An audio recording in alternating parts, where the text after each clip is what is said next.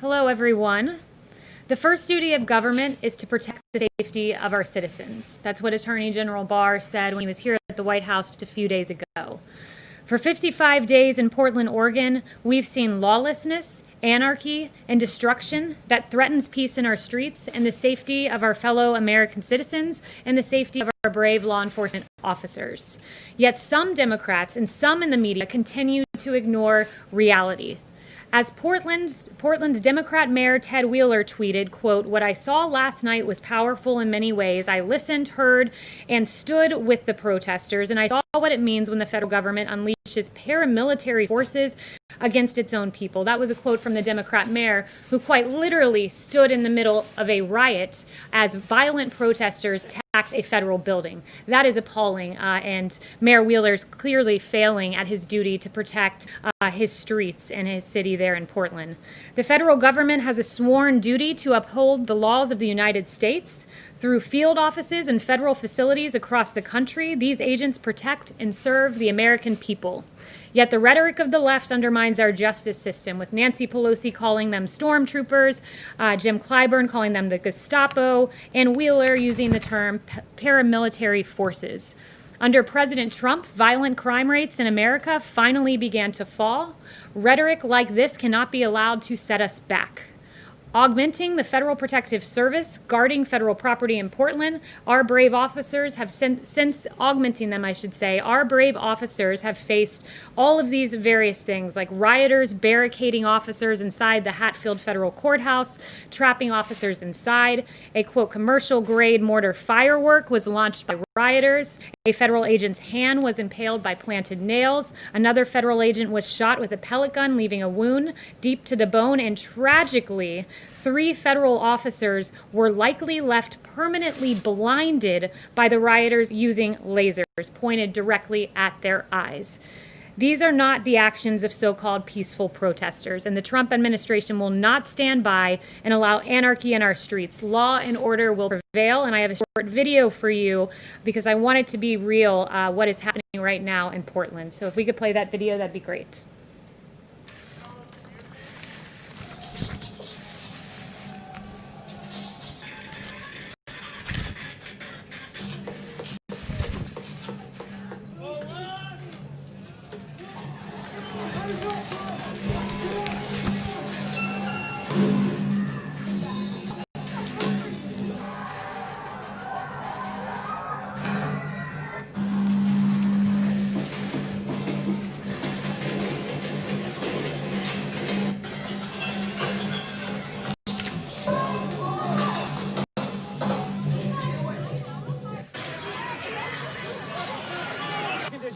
someone kills your whole family. That wasn't me, homie.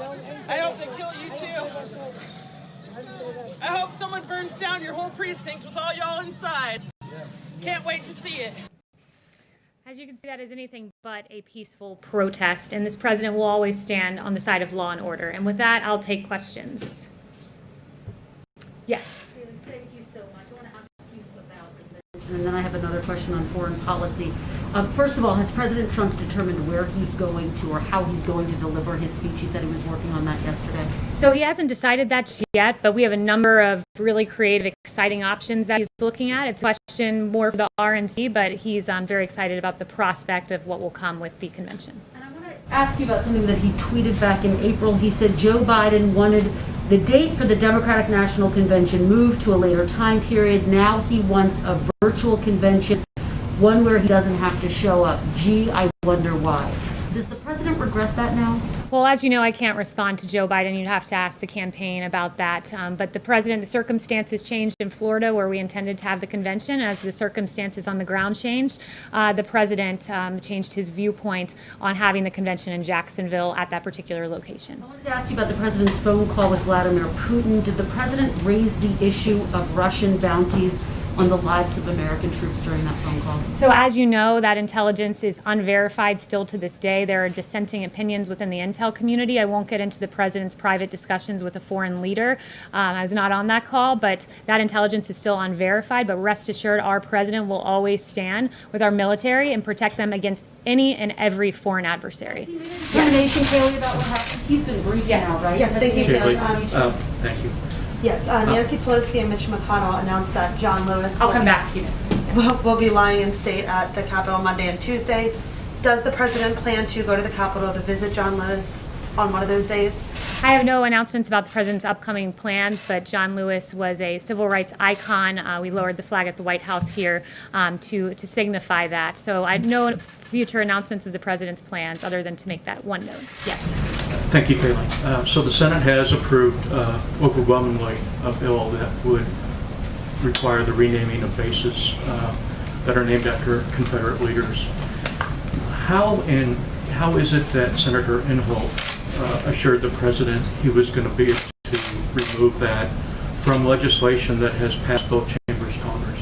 Yeah, I'll leave that to Senator Inhofe as to how that works legislatively speaking, but the president was assured by Senator Inhofe that that would be changing and that Republicans stood with the president on this and stood with the rest of America. 56%, according to an ABC Ipsos poll, are opposed to the changing of the U.S.-based names. Kevin. Kayleigh, thanks. Two quick questions. I think you probably hear this often. When can Americans expect some money in their pockets by way of stimulus? What's the president's plan to get that money to them as quickly as possible? And just a question about COVID reporting. Is the White House at all concerned about inaccuracies or inconsistency with respect to COVID death reporting? So first, some note, when we look at numbers, we want the most accurate reporting. And I went through last week at the CDC numbers. We want to make sure hospitals are truly reporting all the information they're getting. One of the systems of data gathering, only 81% of hospitals were reporting into. Another HHS system was getting a more full picture of what we're seeing in hospitals. So we want to ensure all of our information is accurate. And we trust the numbers that we're getting from HHS and CDC. And with regard to phase 4, those negotiations are ongoing. These are long and extended negotiations, but we feel that it's very important from the White House to address unemployment insurance in particular, and also money for schools and ensuring that the money for schools enables students to make school choices like actually going to a physically open school. So right now that's where the discussions lie at the moment. One more quick one very quickly. Drug pricing is so critical to America's seniors. Often you hear terrible stories, frankly, about people having to ration drugs because of the incredible cost. What exactly practically can the American public expect the president to do to lower the cost of prescription drugs? That's a great question. The president today at 3 p.m. will be talking about drug pricing, and he'll be announcing some actions he's taking on that front. So I'll leave it to him to announce those future actions. But in 2018, he released a landmark blueprint to lower prescription drug prices. It's an issue he's been very passionate about, which is why he signed legislation ending the gag clauses that stop pharmacists from informing patients about lower drug prices, and average basic premiums for Medicare Part D prescription drug plans have actually fallen by 13.5% since 2017. So he's done a lot already, but more to come this afternoon, actually. Kayleigh. I have two questions for you. This morning, Dr. Burke said that it is still an open question how rapidly children under 10 can actually spread COVID-19. But the other day, the president said they don't bring it home very easily and they don't transmit very easily. So shouldn't we figure out which one of those it is before kids go back to school? So let me give you two answers to this. First, I would point you to CDC guidelines that said based on current data, the rate of infection among younger school children and from students to teachers has been low, especially if proper precautions are followed. There have also been few reports of children being the primary source of COVID-19 transmission among family members, where the data currently stands. But that being said, even if there is transmission and later studies come out, let's say, we believe that students should be going back to school because the effect on a child, we know scientifically, they are not affected in the same way as an adult. Again, I'd point you to CDC guidelines on this that says the best available evidence indicates if children become infected, they are far less likely to suffer severe symptoms. Death rates among school-age children are much lower than among adults, and far lower than during the H1N1 pandemic, for instance, when schools remained open. Yeah, and Dr. Brooks noted that today, unless kids have an underlying condition, but she said they do not know how rapidly they can spread it still if they're under 10, and that's one of the president's top advisors. So on the transmission point, I'd point you again to the CDC, but I would also say that it is our firm belief that that our schools are essential places of business, if you will, that our teachers are essential personnel. You all here are considered essential workers, which is why you were coming into the briefing room every day during the pandemic. Our meat packers were meat packing because they were essential workers. Our doctors were out there treating because they're essential workers, and we believe our teachers are essential. Particularly, I pore over the data on schools often, and the one thing that really stuck out to me, I read through the entirety of the CDC guidelines, was that I talk about child abuse often, and 1 in 5 cases being reported in schools. Well, the CDC guidelines went on to say there has not just been a sharp decline in reports of suspected maltreatment, but tragically a notable increase in evidence of child abuse when children are seen for services during the pandemic. For example, in Washington, D.C., Child and Family Services Agency recorded a 62% decrease in child abuse reporting calls between mid-March and April compared to the same time period in 2019, but saw more severe presentation of child abuse cases in emergency rooms. That's a tragedy, and our schools must reopen. Okay, my question was about transmission rates, but anyway, my second question is also And I on the answered that. president's call with the Russian president yesterday. Today, the nation's top counterintelligence official said that Russia is one of 3 countries that is actively working to interfere in our election. Did the president bring up election interference on the call with the Russian president yesterday? Again, I wasn't on the call, but the president, I was not on the call. The president has taken more actions for election security than his predecessor, who gave a stand-down order when he learned about election interference. Susan Rice gave that stand-down order. Obama's intel chief even confirmed that stand-down order was given. By contrast, we've given a ton of funding to election security. We take our elections seriously, and we believe in election integrity. My question is, did President Trump bring it up on the call? Justin, I was not on the call, Caitlin. Stop filibustering. Justin, let your colleagues ask questions. Justin, okay, Justin no longer has a question. Anyone else? Kayleigh, Okay. around 20 million Americans are receiving expanded uninsurance benefits, and some are going to receive the last of those checks tomorrow. Have Senate Republicans in the White House settled on a plan yet to extend UI? If so, can you explain what that plan is? And if not, did you wait too long to try to sort this out? Those discussions are still ongoing, and I'm not going to get in the middle of the negotiation, other than to say, when I answered Kevin's question up here, I said that our priority right now is we feel it's very important to address extending those unemployment insurances, and how that looks, I'll leave it to them, but that is, unemployment insurance is a top priority for us right now. China ordered the closing of one of our diplomatic facilities there in retaliation for what happened in Texas. We haven't really heard from the White House, if you could spell out specifically why you guys decided to close the Houston facility. I know that there's obviously broad complaints that you've raised for weeks with China, but why Houston specifically? And secondly, if you had a reaction to the steps China took. Yeah, so our action to direct the closure of the PRC Consulate General in Houston was taken to protect American intellectual property and Americans' private information. For years, the CCP has undertaken a whole of society effort to steal American technology and intellectual property for commercial gain, and many of those activities are directed from PRC diplomatic facilities, and we urge the CCP to cease these malign actions rather than engage in tit-for-tat retaliation. So that's where we stand on that. Jeff. Kayleigh, the president's tone on the virus this week seems to have changed. He's advocated a few different times for Americans to wear masks. He said that the virus or the pandemic would get worse before it gets better. He canceled most of the convention, or certainly the Florida part, yesterday. All of these things were bad 2 months ago, even longer than that, and the science on masking has been clear for several months. What changed this week? Why did his tone change? There has been no change. The president said on March 31st, before there were even a recommended but not required guidance given by the CDC on mask wearing, the president already said, if you want to wear a mask, wear a mask. It doesn't harm anyone. And that was when our scientists even were, some of them were saying, don't wear a mask. So the president has been consistent on this. He wore a mask back at the Ford facility. He carries around in his pocket. He showed it to you multiple times. He hasn't changed. In fact, and just speaking on COVID generally, the way I've heard him talk privately in the Oval Office is the way he's talking out here. The only thing that changed is the president taking dozens and dozens and dozens of your questions each and every day, because he felt the best way to get information to the American people was for him to be out here answering your questions and providing this directly. The other part of the question, though, wasn't just about masking, although I would argue that if you look back and see when he called it politically correct, for example, that wasn't exactly agreeing with the science of wearing masks. But setting that aside, No, but let's not set that aside, because in that incident when he used the word politically correct, it was in reference, I believe you were asking him a question, was it? And right, and you were standing outside and you'd been tested and you were wearing a mask and he couldn't hear your question, so he asked for you momentarily to pull down the mask. So that was the specific context, and context does matter here. Okay, well, I didn't need to engage on that, but I was standing around other reporters and using the same mic that other people were using. That's why I left my mask on. Right. Well, he could not hear your question. He asked for you temporarily to pull it down. Everyone in the press pool's tested. So scientifically, you were not in a compromising position. But he hasn't changed his tone.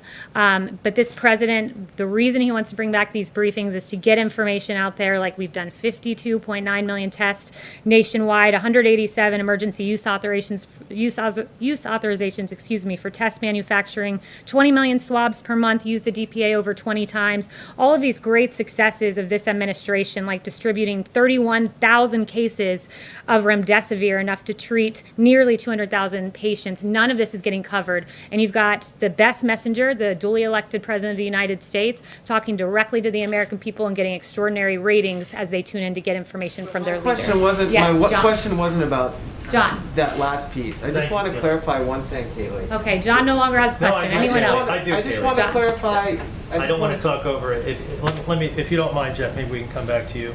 I would like to finish my question. Yeah, well, Yeah, but when everyone in the question. front rows get 5 questions, people in the back row don't even get the opportunity to ask questions. Just that you're not answering the question. I want to ask about the Senate Defense Authorization Bill, which passed by a veto-proof majority yesterday, and the House earlier this week also passed their version of the defense bill, also by a veto-proof majority. And both of those bills contain mandates that the Pentagon rename these military bases, which are named in honor of Confederate generals. I want to ask you, does the president believe that his position, which we're all familiar with, it's helpful in terms of recruitment, specifically for African Americans? Explain how that position will help recruit African Americans in an all-volunteer military force. The president stands with the American people. 56% don't want to see the bases' names changed. Where he stands is in a place where many soldiers who have lost their lives overseas, the last ground that they saw were these bases. And by changing their names, he believes that it is not appropriate that those soldiers who lost their lives to be told that the ground that they left. I'm familiar with his position, and you just restated it very well. But I'm asking you specifically, how is this helpful for an African American who wants to volunteer for our all-volunteer military forces to go to a base that's named for a Confederate general that worked to still put and keep in place slavery, which impacted their ancestors. Because the bases are not known for the generals named after. The bases are known for the heroes within it, the great Americans, black, white, Hispanic, of every race who have died on behalf of this great country. And 56% of the nation agrees with the president. Your position that Yes. it won't impact Yes. then, it won't impact in any way recruitment is what your position is. Next question. I've Is that a already yes answered that or one no? twice. It's just a yes or no. Kayleigh, I want to circle back to school choice, which you mentioned a few minutes ago. So that means shifting, the potential for shifting federal funds away from schools that don't open so that parents can use those funds for homeschooling or for private schooling. The president vehemently opposes defunding police. Why is defunding public schools okay? So the president has never wanted to take money away from schools, take money away from education. It is about keeping it with the child. The purpose of school funding is to educate a child.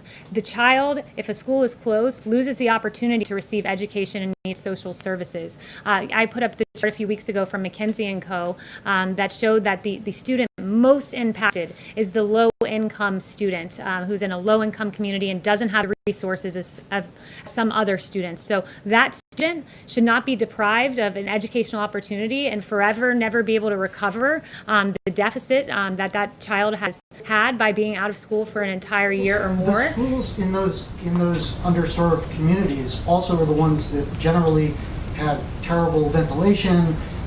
They need the most money for upgrading.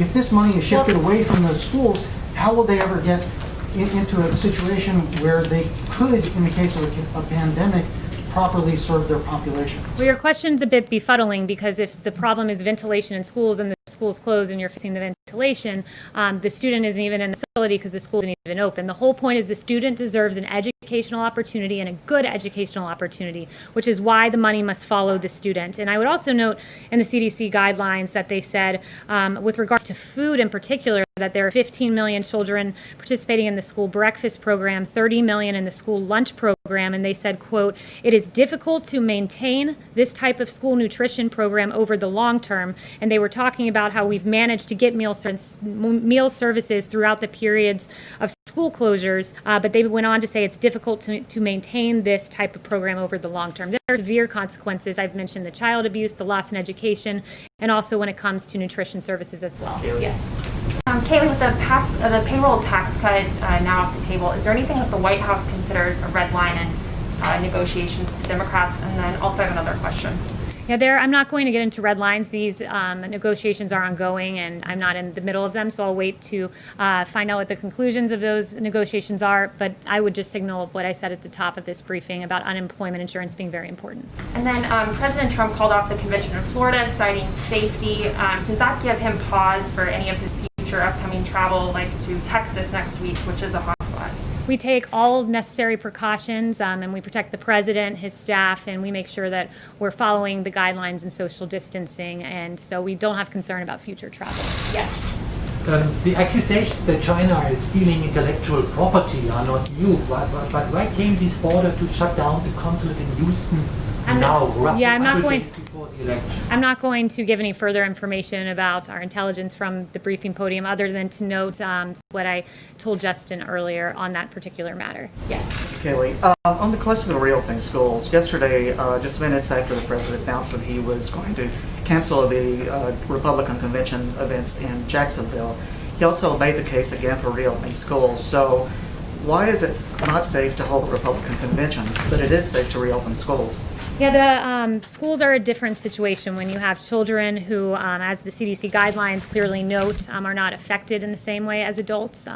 We can make certain arrangements like social distancing in schools and follow the CDC guidelines that have been laid out and they're the best world guidelines I referenced. We can get our schools up to the best place we can get them in, especially if we're given additional school funding, the $105 billion that was mentioned that we are keen to see in a phase 4.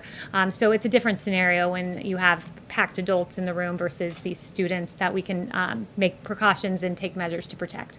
Yes. Thank you, Kayleigh. I have a question about COVID, but first I want to ask about the use of federal officers.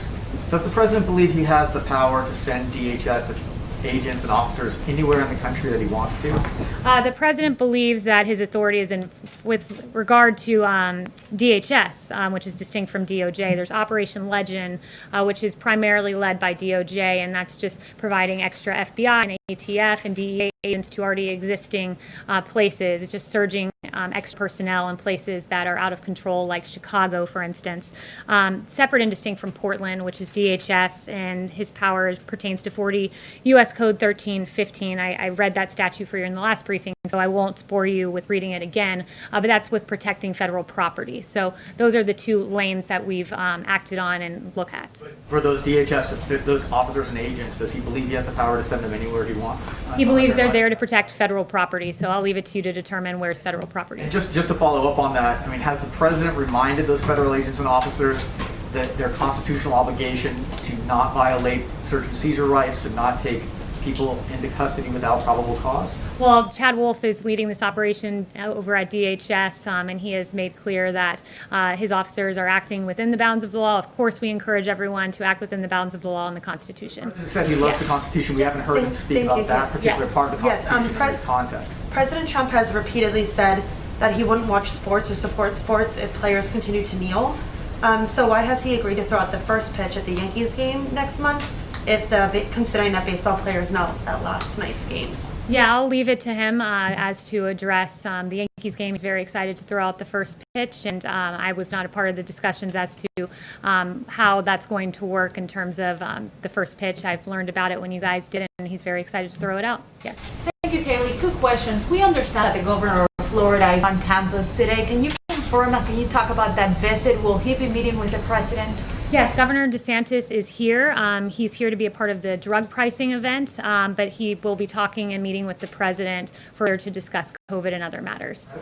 Will they be discussing the convention? I had two questions, if I may ask the second one. This is why I like to save time for you guys in the back. I appreciate it. So often get to. Yeah. Yes.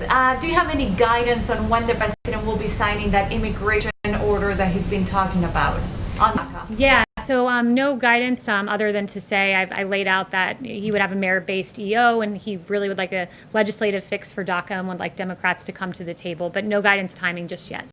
Chanel. Thank you, Kayleigh. On federal law enforcement efforts, namely Operation Legend, we're talking about funding for a lot of these programs. Anytime we're talking about federal anything, we should be talking about the money behind it. So with Operation Legend, it appears to be filling a law and order void in majority Democrat cities. So given this fact, in terms of the funding, would the citizen of, say, Springfield, Missouri be called to pay for the security and the federal protections of the incompetence of Chicago, Illinois? Is that something that has been discussed as far as funding for Operation Legend? I'm not aware of that being discussed in particular. I think where the president's head is at right now is, you look across the country and it is Democrat streets where you're seeing a lot of this lawlessness. In Minneapolis, murders have spiked 94%. Philadelphia, murders have spiked 27% over a year ago. New York City, 277% increase in shootings over a year ago. Chicago, the most egregious, 414 people killed, 50% increase over a year ago. We saw under President Obama, violent crime started to tick up, started to come down under this president. He restored law and order. And then this defund the police movement has been an absolute travesty. And it's why you have 67% of Black Americans who worry that the criticism of police will cause police to pull back. So this president is looking at this in a saving lives lens. I want to save lives. I'll put federal money in, as he did. Financial assistance was announced with AG Barr, and also additional manpower. He's very keen on seeing the violence in our streets end. He wants to protect the people of this country when derelict Democrat mayors and governors do not. And he's also appalled by cancel culture, and cancel culture specifically as it pertains to cops. We saw a few weeks ago that Paw Patrol, a cartoon show about cops, was canceled. The show Cops was canceled. Live PD was canceled. Lego halted the sales of their Lego City police station. It's really unfortunate because I stand with and the president stands with the 63% of Americans who think police officers are one of the most important jobs in this country. That's 63%. And with that, Caroline Levitt, one of our great assistant press secretaries, today went to great pains to make contact with the Southold Police Department in Suffolk County. We saw a very touching video that we loved, and she got the approval of the police department and the parent to show this video because I think this is emblematic of where America stands with regard to our police. So if you wouldn't mind playing that video, that'd be great.